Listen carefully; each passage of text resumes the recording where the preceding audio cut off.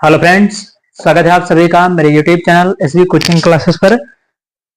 और जैसा कि मैंने आपसे अपने पिछले वीडियो में डिस्कशन कर लिया था विद्युत प्रतिरोध और विद्युत परिपथ के विषय में, यानी वहां पर मैंने आपको इलेक्ट्रिक सर्किट और इलेक्ट्रिक रेजिस्टेंस क्या होता है, विद्युत परिपथ के कौन कौन से प्रकार थे, खुला परिपथ, बंद परिपथ, इन सभी बातों का डिस्कशन कर लिया था।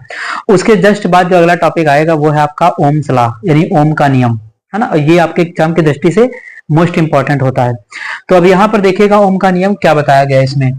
तो लिखा हुआ है कि यदि किसी चालक की भौतिक अवस्था का मतलब जैसे क्षेत्रफल है, लंबाई है, और भी ले सकते तापमान है, दाब है, ये सब क्या होती है, भौतिक अवस्थाएं, ठीक, आदि में कोई परिवर्तन ना किया जाए, यानी किसी भी चालक के क्षेत्रफल में, लंबाई में, इन सभी में कोई परिवर्तन ना किया जाए। तो जब कोई परिवर्तन नहीं करेंगे तब क्या होगा, ना किया जाए तो उसके सिरों पर लगाया गया विभवांतर तथा सिरों पर बहने वाली धारा का अनुपात नियत रहता है, यानी अनुपात नियत रहेगा, बदलेगा नहीं। तो जब आपने लंबाई क्षेत्रफल बढ़ाया ही नहीं, घटाया ही नहीं, कोई परिवर्तन नहीं किया, तो वो भी अनुपात का क्या रहेगा, सेम रहेगा। भाई जब आपने कोई परिवर्तन किया ही नहीं है तो उसमें अनुपात क्या रहेगा, उसका जो रेशियो रहेगा वो कांस्टेंट रहेगा, यानी नियत रहेगा, है ना। तो अनुपात क्या कहता है, बहने वाली धारा और विभवांतर का अनुपात नियत रहता है। उसके बाद जैसे यहाँ पर मान लिया कि किसी चालक, कोई चालक बना लेते, जैसे यहाँ छोटा मोटा, तो एक चालक जैसे यहाँ ले लेते हैं, ये है ना, ये एक आपका क्या है, चालक है, ठीक। एक चालक ये है आपका, इसमें जो विभवांतर है आपका वो मान लेते हैं कि V है, और बहने वाली जो धारा इसमें है वो आपकी I है। तो चालक का विभवांतर V है और धारा I है, तो माना किसी चालक का जो विभवांतर है वो V है और धारा उसमें I है, तो ओम के नियम से क्या है कि विभवांतर जो है वो धारा के समानुपाती हो जाएगा, ठीक। तो हम यहां से लिख सकते हैं कि V समानुपाती किसके होगा, I के। देखिए ये होगा ओम के नियम से, यही तो कह रहा है, विभवांतर धारा का अनुपात नियत रहेगा, जितना विभवांतर बढ़ाएंगे उतनी धारा, जितनी धारा बढ़ाएंगे उतना विभवांतर, तो दोनों एक दूसरे के क्या हो जाएंगे, समानुपाती हो जाएंगे, ठीक। उसके बाद अब यहां से समानुपाती का सिंबल हटाएंगे तो नियतांक आ जाएगा। नियतांक कौन आएगा, तो वो आ जाएगा आपका आर आई। देखिए ये हटाया, आर यहाँ पर क्या है, नियतांक, जो कि है क्या, आर, तो आर आपका विद्युत प्रतिरोध होता है। तो यहां से V बराबर आर आई, या इसी रिलेशन को देखेंगे ऐसे भी लिखा हुआ मिल जाएगा, V बराबर आई आर। तो चाहे आई आर लिखा हो और चाहे आर आई लिखा हो, अब यहां से जो निकालना हो उसके हिसाब से फॉर्मूला कन्वर्ट हो जाएगा। अगर आई निकालना हो आपको तो V अपॉन आर बन जाएगा, देखिए बनेगा। अगर आर निकालना हो आपको यहां से तो देखिए आर बराबर क्या बनेगा, V अपॉन आई, ठीक। तो ये सारे फार्मूले एक दूसरे को इंटरचेंज करके लाते हैं, भाई गुणे में बटे में यही सब करेंगे। तो यहां से अगर विभवांतर V बराबर आर आई आया, आर क्या है तो प्रतिरोध है यहाँ पर, ठीक।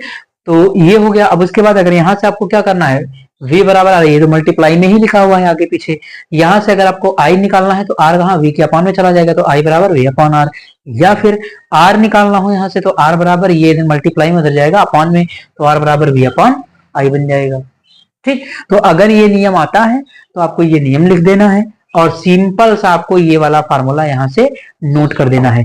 बाकी तो आपको सब कैलकुलेशन निकालने के आधार पर आपका बेस है, यानी मेन आपका फार्मूला ये लिखा हुआ है कि V बराबर आर आई या V बराबर आई आर। वो तो जब आप सवाल में लगाएंगे तो ये सब तो कन्वर्ट करना आपको आ जाएगा, इसकी कोई दिक्कत नहीं है, ठीक।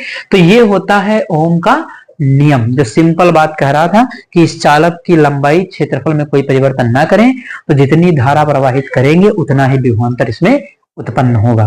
उन दोनों का जो रेशियो होगा वो क्या होगा, एक नियत रहेगा, एक कांस्टेंट रहेगा, ठीक। तो ये सिंपल सा ओम का नियम हो जाता है। आप इसका स्क्रीनशॉट ले लीजिए, फिर इसको मैं प्रूफ करके दिखाता हूं कि ये कैसे होता है, ठीक। तो देखिएगा यहाँ पर फिर ओम के नियम का प्रायोगिक सत्यापन। तो प्रायोगिक सत्यापन में आपके सामने डायग्राम बना हुआ है यहाँ पर, और हेडिंग भी लिखी हुई है। इससे पहले यहाँ पर क्या है कि एक थ्योरी थोड़ी सी लिखी हुई है, इसको पढ़ करके मैं आपको बता देता हूँ, फिर इसको डिटेल में क्लियर करेंगे। तो यहाँ पर क्या लिखा कि सर्वप्रथम विद्युत परिपथ में बैटरी, प्रतिरोध और अमीटर को श्रेणी क्रम में, यानी ये जो बैटरी है, ये कुंजी है, और ये आपका बल्ब है, और ये आपका क्या है, अमीटर है, इन सभी को श्रेणी क्रम में जोड़ा गया है। फिर जोड़ा श्रेणी क्रम में तथा वोल्ट मीटर को समांतर क्रम में जोड़ दिया जाता है। देखिए वोल्ट मीटर V ऊपर लगा हुआ है, इसको समांतर क्रम में जोड़ा गया है। तो जो डायग्राम में बना है वही यहाँ पर लिखा भी हुआ है। ठीक, तो वोल्ट मीटर को समांतर क्रम में जोड़ा गया है। फिर आगे देखिए क्या कहता है कि जब परिपथ में धारा प्रवाहित की जाती है तो प्रवाहित धारा को अमीटर से, जब परिपथ में क्या करेंगे, इसमें विद्युत धारा प्रवाहित करेंगे तो धारा को कौन मापता है, अमीटर। विभवांतर को कौन मापता है, वोल्ट मीटर। इसीलिए अमीटर भी लगा है, वोल्ट मीटर भी लगा है। ठीक, ओम के नियम को सिद्ध करना है ना, इसलिए। फिर आगे देखिएगा, अमीटर तथा विभवांतर को वोल्ट मीटर से माप लिया जाता है और V अनुपात I के मान का अनुपात ज्ञात कर लिया जाता है। यानी V अनुपात I है ना, यानी विभवांतर कह रहा था कि विभवांतर V और I इसका जो अनुपात होता है वो क्या होता है, नियत होता है ना, या इसका अनुपात क्या होता है, नियतांक होता है। ठीक, तो V अपॉन I बराबर क्या है, नियत होगा। फिर आगे देखिए क्या कह रहा है, अब प्रतिरोध द्वारा धारा का मान बढ़ाकर, मान बदल करके, ठीक, तो अब प्रतिरोध द्वारा धारा का मान बदल कर प्रयोग किया जाता है। यानी अब धारा को क्या है, अलग अलग धारा को प्रवाहित करके देखते हैं इसके अंदर। फिर क्या होगा, दिया जाता है तो प्रत्येक स्थिति में V अनुपात I के अनुपात का मान समान रहता है। कह रहा कि प्रत्येक स्थिति में V और I का जो अनुपात है, यानी V अनुपात, यानी V का मान ऊपर, I का मान नीचे, इन दोनों का अनुपात क्या है, समान रहता है। यदि विभवांतर को x अक्ष तथा धारा को y अक्ष पर प्रदर्शित करें तो प्राप्त ग्राफ एक सरल रेखा होगी। अतः इससे सिद्ध होता है कि विद्युत धारा के जो विभवांतर है वो विद्युत धारा के क्या होता है, समानुपाती। ठीक, तो अब चलिए यहाँ पर ले लेते हैं। जैसे यहाँ पर हम मान लेते हैं, कहा गया है कि यहाँ पर धारा का मान बदल करके, भाई धारा बदलेंगे तो विभवांतर बदलेगा। भाई एक दूसरे के दोनों क्या है, समानुपाती हैं। धारा चेंज करेंगे तो विभवांतर भी चेंज होगा, धारा सेम रखेंगे तो विभवांतर भी सेम रहेगा। तो इन दोनों का अनुपात एक नियत यानी बराबर आना चाहिए हर जगह पर। तो चलिए छोटा सा डाटा ले लेते हैं यहाँ पर। जैसे मान लिया कि यहाँ पर V अपॉन I लिखा हुआ है, V के रेशियो में हम कुछ भी ले लेते हैं इस जगह पर। जैसे मान लेते हैं यहाँ पर हमने ले लिया 10, 15, 20 और यहाँ पर ले लेते हैं 25। मान लिया विभवांतर का कुछ मान हमने ले लिया और धारा का मान यहाँ ले लेते हैं 2, 3, 4, 5। तो धारा हमने पहले कितनी दी, 2 एम्पियर, 3 एम्पियर, 4 एम्पियर, फिर 5 एम्पियर। तो विभवांतर कितना हो गया, 10, 15, 20 और 25। अब यहां पर कह रहा है कि जब आप धारा को बदल करके, धारा को अमीटर से और विभव को वोल्ट मीटर से या विभवांतर को वोल्ट मीटर से मापेंगे तो जो आपका V और I का अनुपात है वो हमेशा बराबर आएगा। यानी एक ही संख्या आएगी, समान संख्या आएगी, नियत रहेगा। तो चलिए निकालते हैं। पहली वाली कंडीशन में देखिएगा V का मान कितना है, 10। तो पहली वाली कंडीशन में V का मान 10, I का मान कितना, 2। तो यहां पर इसको कैलकुलेट करेंगे कितना आएगा, 5। ये कट जाएगा, पहले की स्थिति में 5 आया। ठीक, इन दोनों का अनुपात निकाल रहे हैं यहाँ। तो पहले की स्थिति में 5 आया, सेकंड वाली स्थिति में V का मान कितना है, 15, I का मान कितना है, 3। तो तीनों पक्षी कितना हो गया, 15। देखिए सेकंड वाली स्थिति में भी 5 ही आ रहा, मान बराबर आ रहा है। देखिए अनुपात सभी में। आगे वाले में देखते हैं, अगले में जो हमारा V का मान है वो 20 और I का मान कितना है, 4। तो 4 पंजे 20। तो यहां भी देखिए कितना है, 5। फिर उसके बाद अगली स्थिति में लास्ट वाली में 25, यानी विभवांतर कितना है, 25। धारा कितनी है, 5। तो यहां से कितना आ गया, फिर 25। तो देख लीजिए सभी जगह पर, यहां पर 5, यहां पर 5, यहां पर 5, यहां पर 5, यानी हर जगह पर V अपॉन I या V अनुपात I का मान कितना आ रहा है, 5 आ रहा है। यही कहा जा रहा था कि V और I का जो अनुपात निकालेंगे वो एक समान संख्या आएगी, उसका मान कभी नहीं बदलेगा। तो यहां से सिद्ध क्या हो गया है, यहां से सिद्ध हो गया है कि जो विभवांतर और धारा का अनुपात है वो नियत होता है। ठीक, यानी वो कभी भी बदलता नहीं है। आप जितनी धारा प्रवाहित करेंगे उतना ही धारा और विभवांतर का अनुपात निकल करके आएगा। ठीक, तो ये हो जाता है इसके प्रायोगिक सत्यापन का एक जर्नल उदाहरण मैंने आपको दिया। बाकी थ्योरी आपकी स्क्रीन पर लिखी हुई है, आप इसका स्क्रीनशॉट ले सकते हैं। इसका स्क्रीनशॉट ले लीजिए, फिर इसके बाद इसका जो ग्राफ बनता है वो मैं आपको बता देता हूं।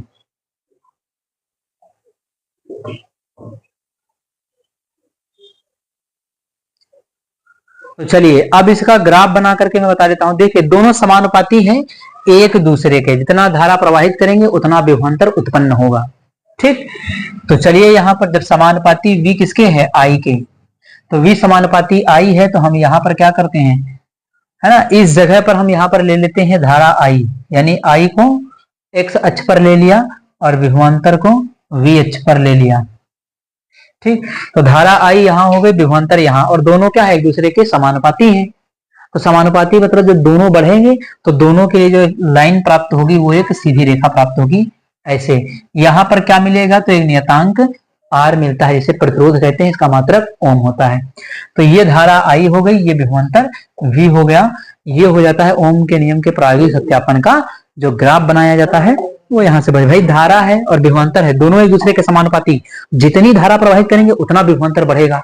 तो जब दोनों साथ साथ बढ़ रहे हैं तो इस लाइन से जब हम लाइन बनाएंगे तो हमेशा क्या जाएगी, बिल्कुल स्ट्रेट लाइन।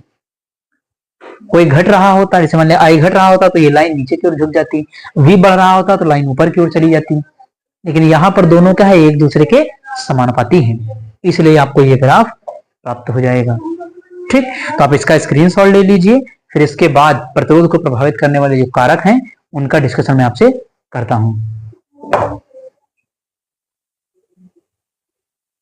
तो चलिए आप देख लेते हैं कि प्रतिरोध को प्रभावित करने वाले कारक। तो कारकों में जो पहला कारक है वो आपका दिया गया फैक्टर लंबाई, है ना।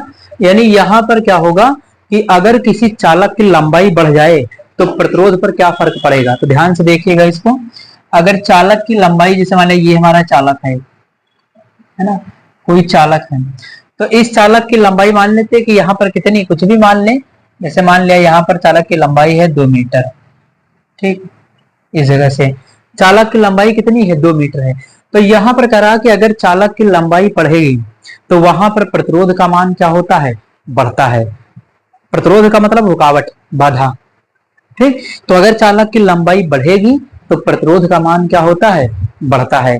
आपको कहीं जाना हो तो आप जितना लंबा रास्ता तय करेंगे, है ना, जितना बड़ा रास्ता तय करेंगे, आपको उतनी ज्यादा समस्याओं का सामना करना पड़ेगा।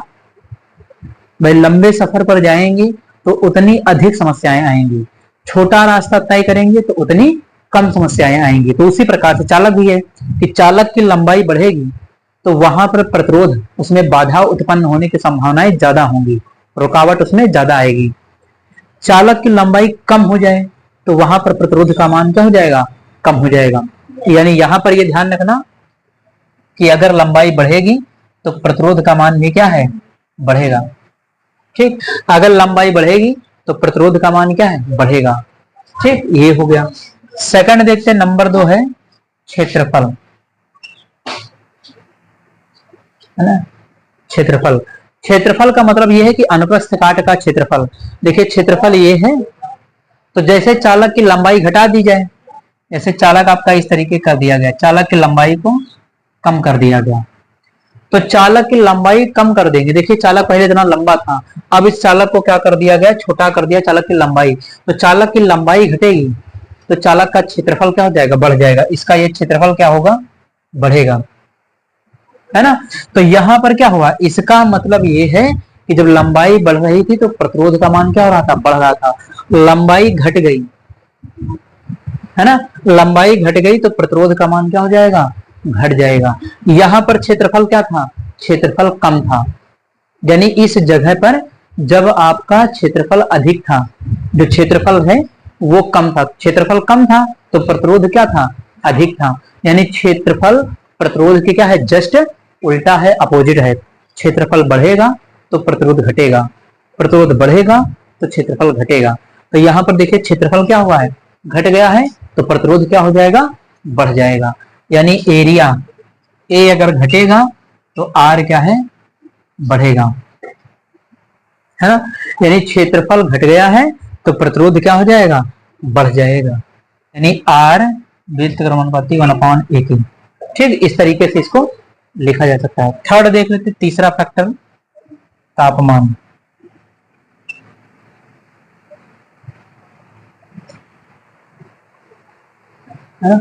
टेम्परेचर, तापमान। अब देखिए तापमान जब बढ़ेगा तो सीधी सी बात है, तापमान जब भी बढ़ता है तो अधिकतर क्या होता है, प्रतिरोध बढ़ता ही है। तो टेम्परेचर के बढ़ने पर, टेम्परेचर बढ़ेगा तो चालक की लंबाई पर क्या इफेक्ट आएगा, लंबाई भी इसकी बढ़ जाएगी। तो टेम्परेचर बढ़ेगा तो लंबाई बढ़ जाएगी, और अगर लंबाई बढ़ गई तो वहां पर प्रतिरोध क्या हो जाएगा, बढ़ जाएगा। तो यहां से लिख सकते हैं कि अगर टेम्परेचर यानी तापमान बढ़ेगा तो चालक का जो प्रतिरोध है आर वो क्या हो जाएगा, बढ़ेगा। यानी तापमान बढ़ेगा तो प्रतिरोध क्या हो जाएगा, बढ़ जाएगा। ठीक, इस चौथा देखते हैं, 4 नंबर जो आपका है वो है पदार्थ की प्रकृति। पदार्थ की, तो पदार्थ की प्रकृति कैसे प्रभावित करेगी, पदार्थ की प्रकृति में बताया जाएगा कि जैसा पदार्थ होगा चालक का प्रतिरोध वैसा हो जाएगा। तो पदार्थ की प्रकृति परिवर्तित होने पर चालक का प्रतिरोध परिवर्तित होता रहता है, ये आप इसमें लिख सकते हैं। तो ये हो गए प्रतिरोध को प्रभावित करने वाले कारक। उसके बाद छोटी सी डिफिनेशन आ जाती है एक ओम।